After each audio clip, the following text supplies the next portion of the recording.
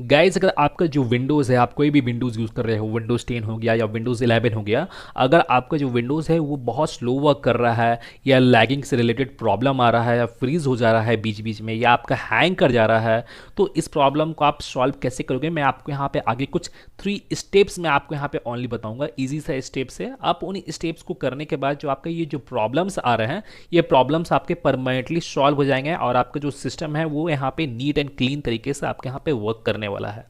तो सबसे पहले तो आपको करना क्या है कि आपको अपने विंडोज़ की स्टार्ट मेनू में जाना है या आपको अपने सर्च बार पे जाकर आपको यहाँ पे क्रिएट ए रिस्टोर पॉइंट आपको यहाँ पे सर्च कर आपको इसे ओपन करना है। अब ओपन करने के बाद अब मैं आपको बता दूं कि यहाँ पे आपको एक रिस्टोर पॉइंट आपको यहाँ पे क्रिएट करना होगा और मैं यहाँ पे उसी क्रिएट क्यों कर रहा हूँ और उसे क्रिएट करने से होता क्या है वो मैं आपको आगे बताऊंगा। तो सबसे पहले तो आपको यहाँ पे अपने सी ड्राइव को यहाँ पे सिलेक्ट करना है। सिलेक्ट करने के बाद फिर आपको यहाँ पे क्रिएट का बटन शो होगा, तो आपको इस क्रिएट वाले बटन पे क्लिक करना है। अगर बाय द वे ये जो बटन है अगर आपके यहाँ पे हाइड रहता है, यहाँ पे शो नहीं होता है, तो आपको यहाँ पे इस कॉन्फ़िगर वाले बटन पे आपको यहाँ पे क्लिक करना है और आपको यहाँ पे टर्न ऑन सिस्टम प्रोटेक्शन पे चेक मार्क करके आपको इसे ओके कर देना है। और इसके बाद आपके यहाँ पे जो क्रिएट का बटन है वो आपके यहाँ पे शो होने लगेगा, तो आपको इस क्रिएट वाले बटन पे आपको क्लिक करना है। अब आपको यहाँ पे रिस्टोर पॉइंट का आपको यहाँ पे नेम टाइप करना है, तो मैं यहाँ पे बूस्ट के नेम से मैं यहाँ पे रिस्टोर पॉइंट क्रिएट कर देता हूँ। तो यहाँ पे मेरा रिस्टोर पॉइंट जो है वो यहाँ पे क्रिएट होने लगा है। अब जैसे मैं आपको बताता हूँ कि मैं यहाँ पे रिस्टोर पॉइंट क्रिएट क्यों कर रहा हूँ।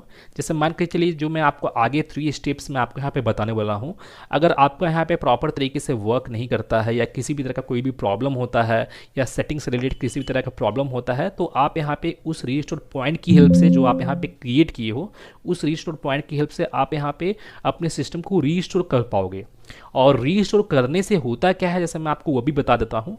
तो जैसे मैं यहाँ पे सिस्टम रीस्टोर पे क्लिक करता हूँ, अगर इन फ्यूचर अगर आपको यहाँ पे सिस्टम को रीस्टोर करना होगा तो आप इसी ऑप्शन पे आप यहाँ पे क्लिक करोगे और आपके सामने कुछ इस तरह का इंटरफेस शो होगा।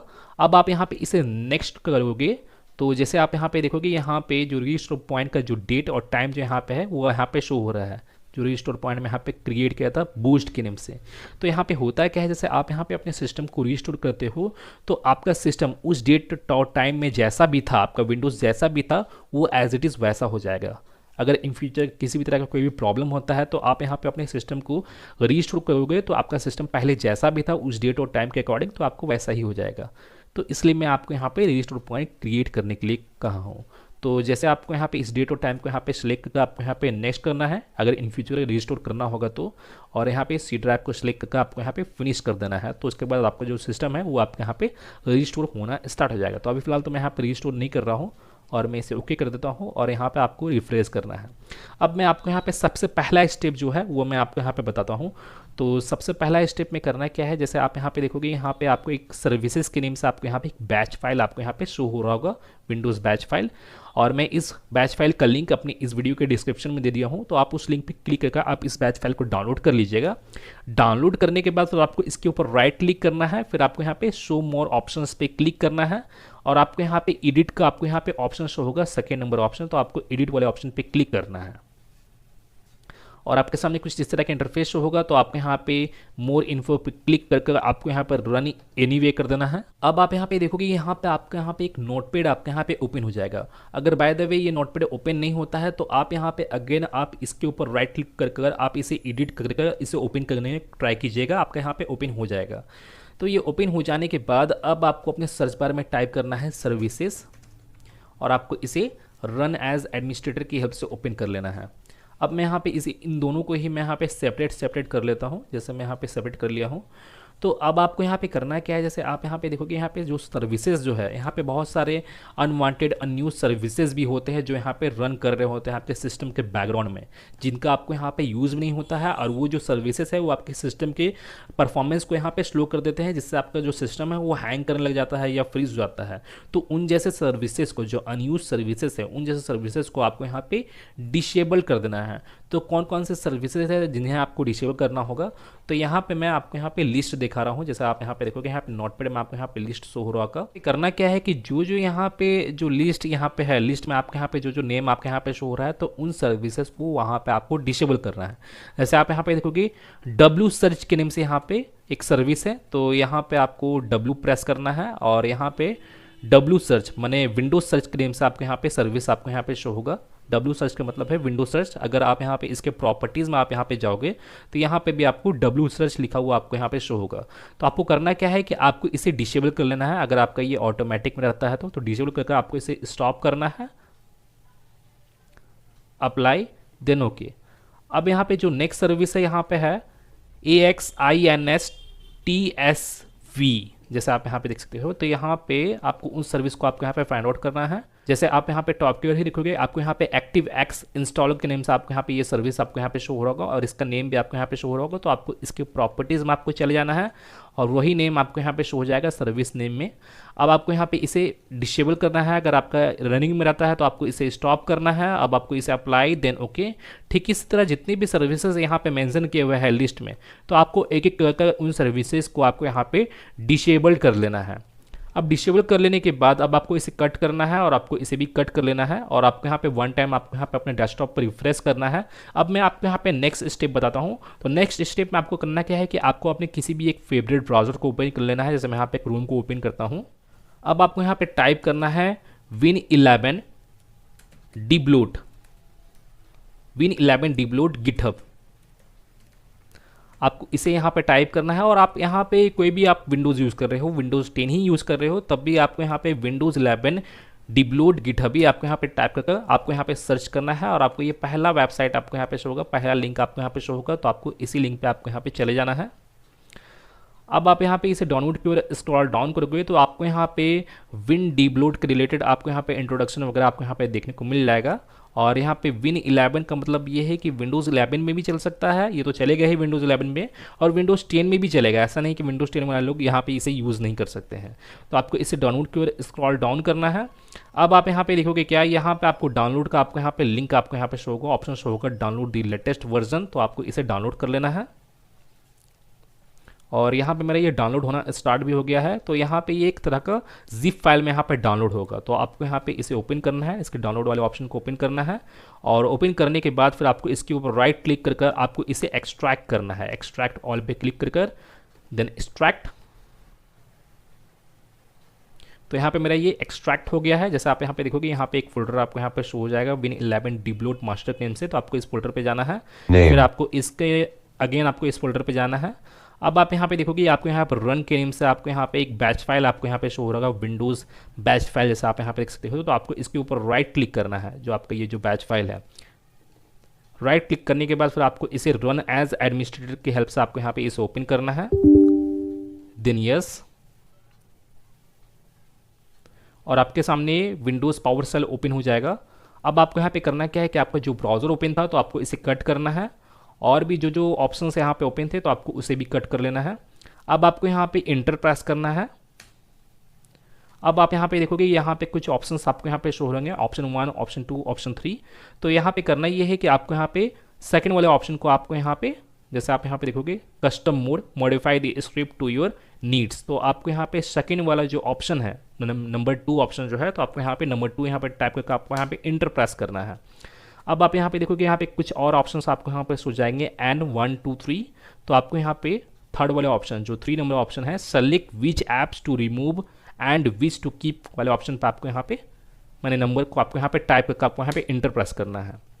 तो यहाँ पे हो क्या रहा है, जैसे मैं आपको बता दूं कि यहाँ पे मैं आपके विंडोज़ को डिबलूट कर रहा हूँ। जितने भी ब्लोटवेयर्स वगैरह होते हैं, जितने भी आपके विंडोज़ 10 या विंडोज़ 11 में जो अननेसेसरी ब्लोटवेयर्स वगैरह होते हैं, ब्लोटवेयर्स का मतलब है कि इंटरनल ऐप्स वगैरह जो भी होते हैं, उन सभी को आपको यहाँ पे रिमूव करना है जो आपके किसी काम में नहीं आ रहे हैं, क्योंकि वो आपके स्पेस को ऑक्यूपाई कर लेते हैं, जिसका अंश आपका जो सिस्टम का जो परफॉर्मेंस है वो आपके यहाँ पे स्लो डाउन हो जाता है। और उन एप्लीकेशन को, उन ब्लोटवेयर्स का आपको यहाँ पे यूज़ भी नहीं होता है, तब भी आपके यहाँ पे सिस्टम जो है वो स्लो डाउन हो जाता है। तो उन जैसे ब्लोटवेयर्स को ही आपके यहाँ पे रिमूव करना है। तो यहाँ पे आपके सामने कुछ इस तरह का आपको यहाँ पे ऑप्शन शो होगा। तो यहाँ पे नीचे की ओर आपको यहाँ पे ओनली शो इंस्टॉल ऐप्स पे आपको यहाँ पे चेक मार्क करना है और आपको यहाँ पे कुछ एप्लीकेशंस का आपको यहाँ पे लिस्ट शो हो जाएंगे।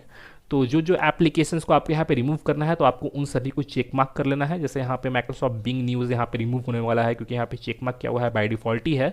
माइक्रोसॉफ्ट बिंग वेदर को भी आपको यहाँ पे रिमूव करना है, तो आप इसके ऊपर भी चेक मार्क कर सकते हो। और जैसे माइक्रोसॉफ्ट गेमिंग ऐप, जैसे मुझे इसे रिमूव करना है तो मैं इसे चेक मार्क कर देता हूँ। और यहाँ पे क्या है, माइक्रोसॉफ्ट गेट हेल्प को भी मैं यहाँ पे रिमूव कर देता हूँ, और यहाँ पे माइक्रोसॉफ्ट आउटलुक को भी यहाँ पे रिमूव कर देता हूँ, माइक्रोसॉफ्ट पेंट को यहाँ पे रिमूव नहीं करूँगा, माइक्रोसॉफ्ट पीपल को यहाँ पे रिमूव कर देता हूँ। और भी यहाँ पे जो जो ऑप्शंस आपको यहाँ पे शो हो रहे हैं, माइक्रोसॉफ्ट विंडोज़ मैप्स, तो मैं यहाँ पे इसे अनचेक कर देता हूँ क्योंकि मैं इसे रिमूव नहीं करना चाहता हूँ।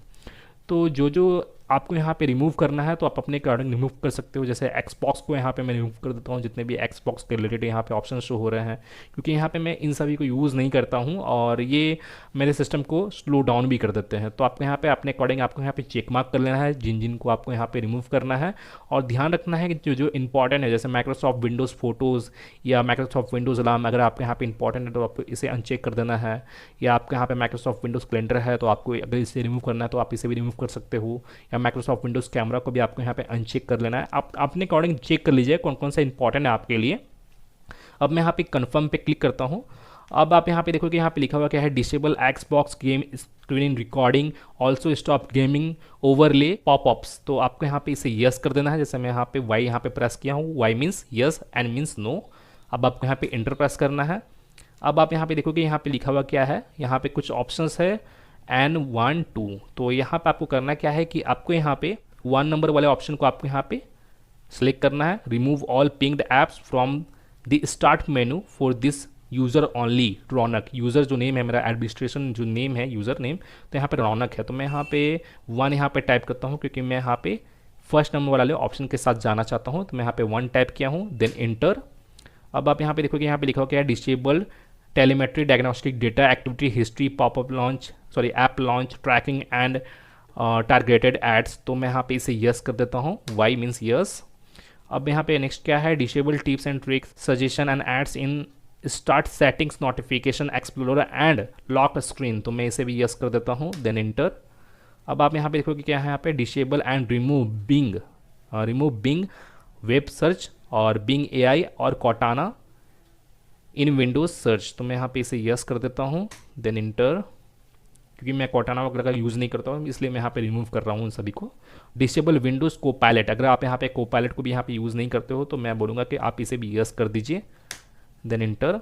अब आप यहाँ पे देखोगे डिसेबल विंडोज़ रीसेल स्नैपशॉट, तो मैं इसे भी यस कर देता हूँ, yes. Restore the old Windows 10 style contacts menu, restore करना है विंडोज़ 10 स्टाइल कॉन्टैक्ट्स मेनू को। जैसे आप यहाँ पे देखोगे यहाँ पे ये जो कॉन्टैक्ट्स मेनू है, जैसे आप यहाँ पे देखोगे यहाँ पे जो ये कॉन्टैक्ट्स मेनू है विंडोज़ 11 का कुछ न्यू स्टाइल का है। अगर आपको यहाँ पे ओल्डर स्टाइल वाला विंडोज़ 10 जैसा आपको यहाँ पे कॉन्टैक्ट्स मेनू चाहिए, जैसे विंडोज़ 10 का कॉन्टैक्ट्स मेनू कैसा है जैसे मैं आपको दिखाता हूँ। शो मोर ऑप्शन पर आप यहाँ पे क्लिक करोगे तो ये विंडोज़ 10 का कॉन्टैक्ट्स मेनू है।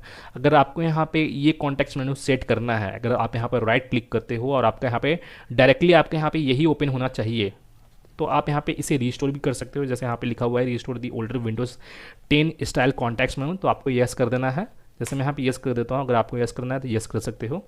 अब आप यहाँ पे देखो क्या है, do you want you make any changes to task bar and related services, no means N, किसी तरह का भी चेंजेस नहीं करना है मुझे। Do you want you make any changes to file explorer, no, file explorer में मुझे किसी तरह का चेंजेस नहीं करना है। Do you want you disable any context menu options, no.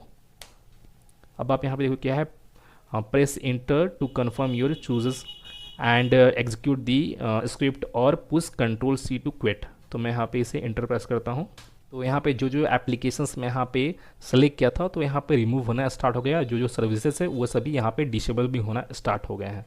तो आपको यहाँ पे कुछ सेकंड का आपको यहाँ पे टाइम लगेगा और आपके यहाँ पे जितने भी ब्लोटवेयर्स वगैरह है वो सारे के सारे रिमूव हो जाएंगे। तो यहाँ पे देखो कि यहाँ पे मेरा जो स्क्रिप्ट जो रन हो रहा था यहाँ पे कम्प्लीटली सक्सेसफुली यहाँ पे हो चुका है। अब आपको यहाँ पे इसे इंटर प्रेस करना है और आपका यहाँ पे ये क्लोज हो जाएगा। अब आपको यहाँ पर राइट क्लिक करके आपको यहाँ पे रिफ्रेश करना है। अब आप यहाँ पे देखोगे यहाँ पे डायरेक्टली मेरा यहाँ पे ओल्ड कॉन्टेक्स्ट मेनू यहाँ पे ओपन हो रहा है, जो विंडोज़ 10 इंस्टॉल होता है कॉन्टेक्स्ट मेनू था डायरेक्टली यहाँ पे वही ओपन हो रहा है जो मैं यहाँ पर राइट क्लिक कर रहा हूँ। तो और यहाँ पे जो न्यू कॉन्टेक्स्ट मेनू था विंडोज़ 11 का वो यहाँ पे ओपन नहीं हो रहा है। तो जैसे आप यहाँ पे देख सकते हो यहाँ पे मेरा चेंजेस हो चुका है मेरे विंडोज़ में। अब मैं यहाँ पे स्टार्ट मेन्यू पे जाता हूँ। तो जैसे आप यहाँ पे देखोगे जितने भी अनवांटेड अनयूज्ड ब्लोटवेयर्स वगैरह थे वो यहाँ पे सारे के सारे रिमूव हो चुके हैं। और मैं यहाँ पे ऑल एप्स पे भी क्लिक करता हूँ तो यहाँ पे ओनली इंपॉर्टेंट जो मेरे अकॉर्डिंग जो ब्लोटवेयर्स होने चाहिए तो वही सभी है ओनली। और यहाँ पे जो अनयूज्ड ब्लोटवेयर्स वगैरह थे वो सारे के सारे यहाँ पे रिमूव हो गए, जैसे आप यहाँ पे देख सकते हो। इससे क्या होगा कि आपका सिस्टम का जो परफॉर्मेंस है वो आपके यहाँ पे इनहेंस होगा।